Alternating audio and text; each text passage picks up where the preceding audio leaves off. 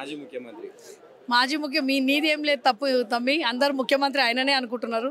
ఎందుకంటే జూపల్లి కృష్ణారావు కూడా మొన్న అదే చెప్పిండ్రు, కేటీఆర్ ముఖ్యమంత్రి అని అంటున్నారు. కాబట్టి తెలంగాణ ప్రజలకు అందరికీ ఇమ్మడలేదు ఇప్పటి వరకు. 14 నెలలు అయినా కానీ కాంగ్రెస్ పాలన అలా ఎన్ని కన్నమ్మ కష్టాలు పెట్టుకున్నా కానీ ఈరోజు మళ్ళీ మా బాపు కేసీఆరే రావాలని అంటున్నారు. బీఆర్ఎస్ఏ ప్రభుత్వంలో ఉంటేనే ఈరోజు ప్రతి ఒక్కరు సురక్షితంగా ఉంటామని అంటున్నారు. 6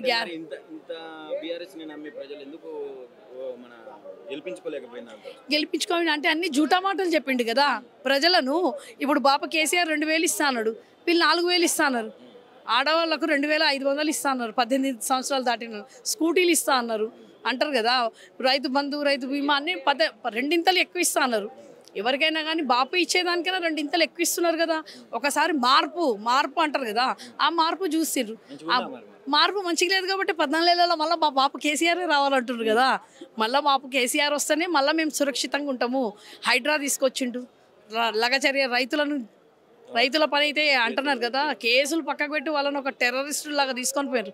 చేతులకు హత్కడీలు అని, గుండె నొప్పి వస్తుందన్నా కానీ మన చేతులకు హత్కడీలు వేసుకొని హాస్పిటల్కి తీసుకుపోయే దౌర్భాగ్యమైన పరిస్థితి రేవంత్ రెడ్డి తీసుకొని వచ్చిండు. హైడ్రా అయితే చూసిర్రు మీరు, గరీబోల ఇండ్లు 7000 ఇండ్లు కూలగొట్టి ఈరోజు దాని మీద సుందరీకరణ చేస్తారంట. అంటే వాళ్ళ శవాల మీద సుందరీకరణ చేస్తా అంటుండ్రు రేవంత్ రెడ్డి. గురుకుల పిల్లలు 60 నుంచి 70 మంది చనిపోయారు.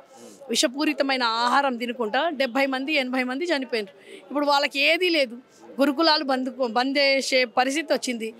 మళ్ళీ ఇంకా ఏంటంటే కాలేజీలు, పిల్లలకి కాలేజీలు, సైన్స్ కాలేజ్ అవన్నీ బంద్ అయిపోయినాయి. పిల్లలకు స్కాలర్షిప్లు ఇస్తా అన్నారు, 6 గ్యారెంటీలు పోయినాయి. సన్న బియ్యం ఇస్తా అన్నాడు, 4000 ఇస్తా అన్నాడు. 2000 పెన్షన్ పోయి 4000 అన్నాడు. వాళ్ళ కాళేశ్వరం నీళ్ళు వదిలిపెడతలేడు. ఇంతకుముందు చిన్న అంటారు కదా, చిన్న పర్రెని చూపించి మొత్తం కాళేశ్వరమే కూలిపోతుంది అన్నారు. మొన్న అంత పెద్ద తుఫాన్ వచ్చినప్పుడు కాళేశ్వరం తట్టుకుని ఆ ప్రతి ఊరికి మళ్ళీ నీళ్లు పంపించేది. ఇప్పుడు ఊర్లలో నీళ్లు కూడా వదిలిపెడతలేడు. పంటలకు నీళ్లు లేవు, కరెంటు మీటర్లు పెడతా అంటుండు. ప్రతి ఒక్కరు కోరుకునేది ఏంటంటే ఈరోజు మళ్ళీ బాపు కేసీఆరే రావాలని చెప్పేసి. రేవంత్ రెడ్డి అంటారు కదా అన్ని జూటా మాటలు, బట్టెబాజు మాటలు మాట్లాడేసి కేసీఆర్ను తిట్టి కేసీఆర్ ఫ్యామిలీని తిడితే వానికి పండుగ చేసుకున్నాడు. అవన్నీ దీన్ని అంటారు కదా, ఎంతైనా ఇత్తడే బంగారమే. కళ్యాణ లక్ష్మి ఇస్తాడు, కళ్యాణ లక్ష్మిలో తులం బంగారం ఇస్తాడు. ఎక్కడ పోయినాయి? 2 లక్షల నుంచి 3 లక్షల మంది ఆడపిల్లల పెళ్లిలైనవి. ఆ కళ్యాణ లక్ష్మి ఇవ్వడమే చాలా కష్టం ఉందంటే తులం బంగారం కూడా పోయింది.